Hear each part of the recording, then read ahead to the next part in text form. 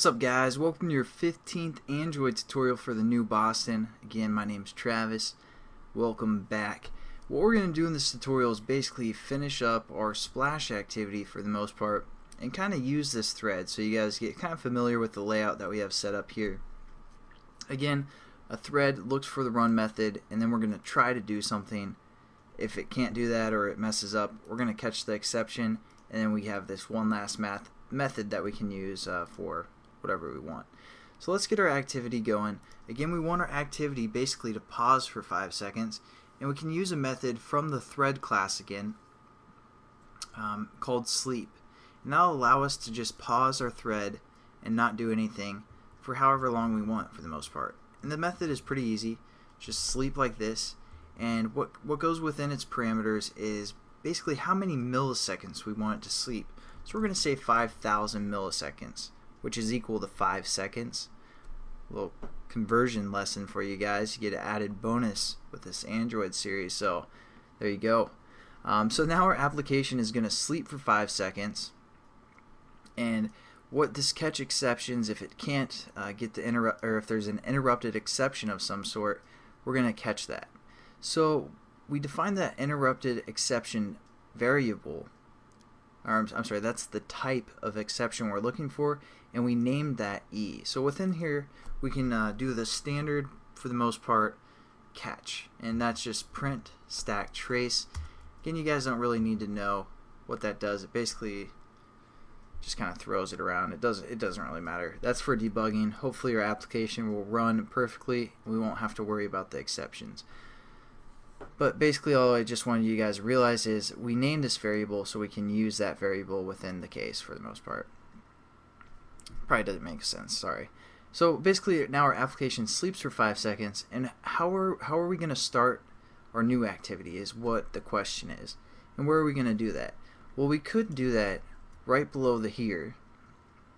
So it's going to sleep for 5 seconds, then it'll go to the next line of code, and we could start our activity here.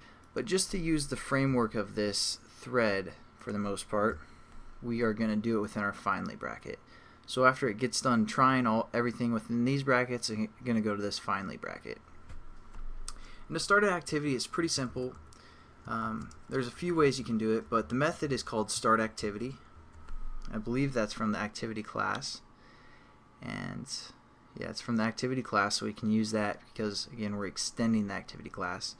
And there's a few ways we can start an activity, but probably the simplest way for you guys to start out is if we hover over here, it shows that it takes an intent within its parameters, and that's what I should say. There's a few ways to set up an intent. Now we don't have an intent yet, but we're going to define one real quickly and real simply.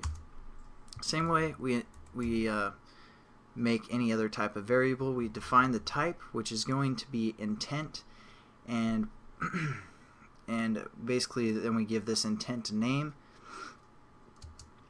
So we're going to say open starting point. Basically that's going to be the intent name.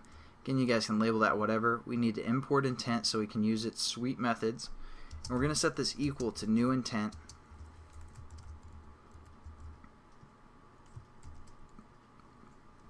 And then we put up parentheses, and we hit in quotations what we want our intent action name to be. And you guys might remember what the action name is, but I'll go over it again. Basically our action name is the new com.thenewboston .travis .starting point. And then we have to finish off this statement with a semicolon as always. And now what we're going to do is within the start activity, that's where we're going to set up our intent that we just created called open starting point. And there we go. Now it's going to open or start the activity called starting point, or based off the intent called starting point. And this intent is going to create a new intent based off of this action name. And this action name has to match up with the manifest. So just remember what I typed out here, com.thenewboston.travis.starting point. And we set that up in a few tutorials ago, but I'm just going to re-familiarize you guys with that, with the Android manifest. I'm going to open that up, and here's the action name. So this is what we're setting our intent equal to, is this action name. So when we start an activity, it's going to look at the intent, and the intent is basically the intent of this starting name or action name. So it's going to look through the manifest, find this reference, and then it's going to be like, oh, that's of the starting point class. That's the class I'm going to start.